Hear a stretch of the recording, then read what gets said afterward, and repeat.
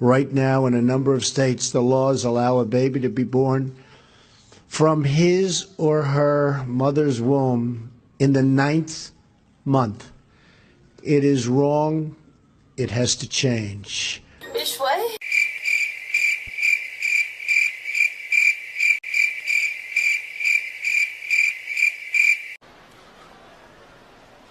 Tell me he didn't just say that. What an idiot! Let me see that again. The laws allow a baby to be born in the 9th month.